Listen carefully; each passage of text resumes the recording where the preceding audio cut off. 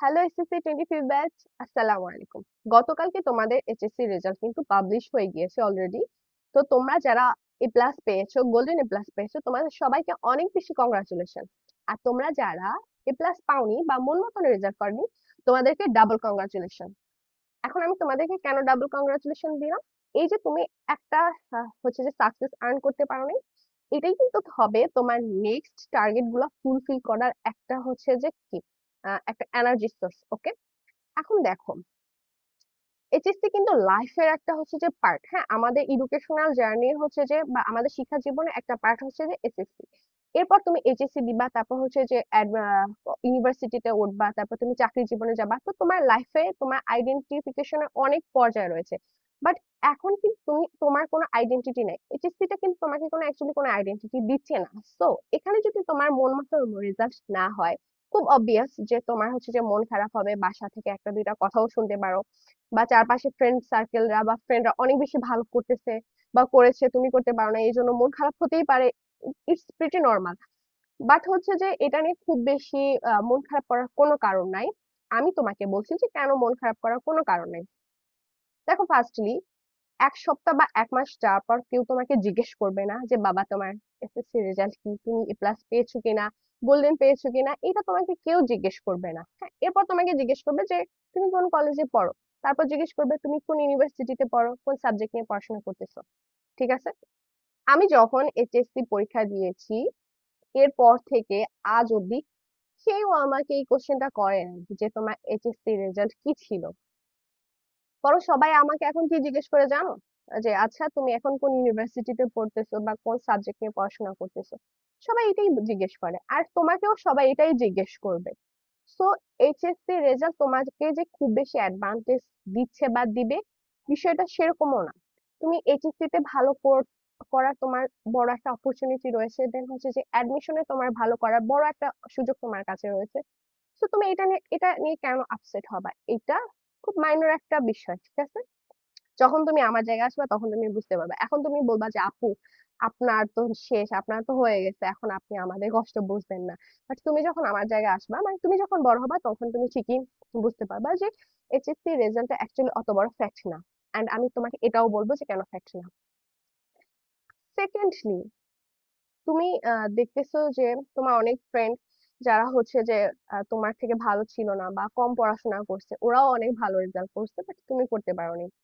দেখো, তোমার কলেজ ভর্তি হওয়ার ক্ষেত্রেও তোমার এসএসসি রেজাল্ট খুব বেশি লাগবে না।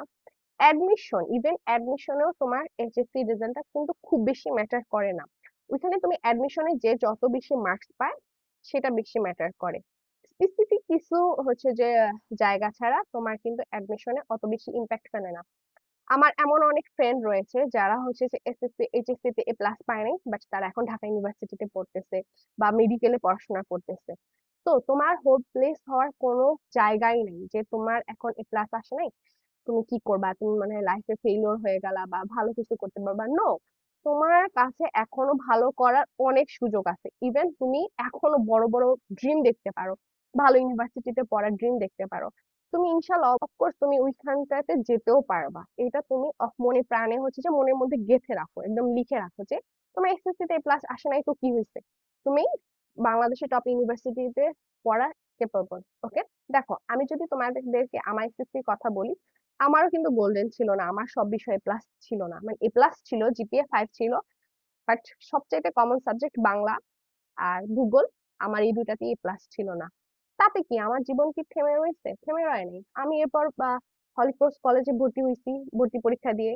তারপর আল্লাহ রহমতে আমি এখন ঢাকা ইউনিভার্সিটিতে অ্যাকাউন্টিং নিয়ে পড়াশোনা করতেছি, তাই না? তো এইচএসসি রেজাল্ট ভালো না হলে বা ভালো হলে যেটাই হোক না কেন, তোমার লাইফ কিন্তু থেমে থাকবে না, এটা কিন্তু আগায় যাবে। আর এখানে খারাপ হয়েছে বলে যে তুমি পরবর্তী জায়গাগুলোতেও খারাপ করবে, এরকমটা কিন্তু না। তো তোমাকে এখন হোপলেস হওয়া যাবে না, একদমই না। তোমাকে অনেক বেশি স্ট্রং হইতে হবে, মেন্টালি, ফিজিক্যালি। তোমার এখন অনেক বেশি কান্না আসতেছে, তুমি কান্না করো, একদিন, 2 দিন, এক সপ্তাহ, 2 সপ্তাহ।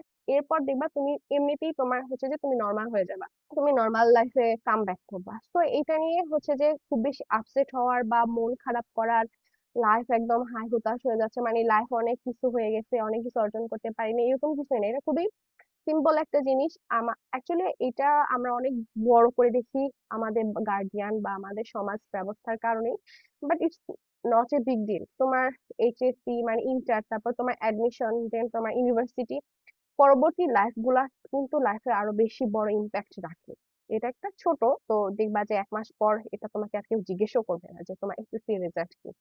তো এটা নিয়ে মন খারাপ করো না। এখন দেখো তুমি যে কাজটা করবে, ভালো একটা কলেজে ভর্তি হওয়া, যেটা পড়াশোনার মান ভালো, টিচার্স ভালো, ক্লাসমেট গুলা ভালো হবে, সরকারি কলেজ গুলা বা ভালো প্রাইভেট যে কলেজ গুলো আছে সেগুলোতে ভর্তি হওয়ার ট্রাই করো। কেন জানো? কারণ তুমি যেখানে ভর্তি হবা, যে ফ্রেন্ড সার্কেল তোমার হবে, তুমি তাদের দ্বারা কিন্তু অনেক বেশি ইনফ্লুয়েন্সড হবা তোমার লাইফে। তো ফ্রেন্ড খুব ভালোভাবে চয়েস করবা, প্লাস ট্রাই করো ভালো একটা কলেজ চয়েস করার। কারণ তোমরা অলমোস্ট 2 বছর এসএসসি তে পেয়েছো, বাট এইচএসসি তে কিন্তু তুমি 2 বছর একদমই পাবা না। 1.5 বছরের মাথায় তোমার এইচএসসি শেষ হয়ে যাবে, তারপর তোমার অ্যাডমিশন। মানে এখানে পড়াশোনাও অনেক বেশি, এসএসসির তুলনায় এইচএসসি তে অনেক বেশি পড়াশোনার পরিধিও বেশি, ডেপথও বেশি, আর একটু তুলনামূলক একটু হার্ড। দেন অ্যাডমিশন থাকে, তোমাকে আগে থেকে পড়তে হয়, একটু স্ট্রেস বেশি।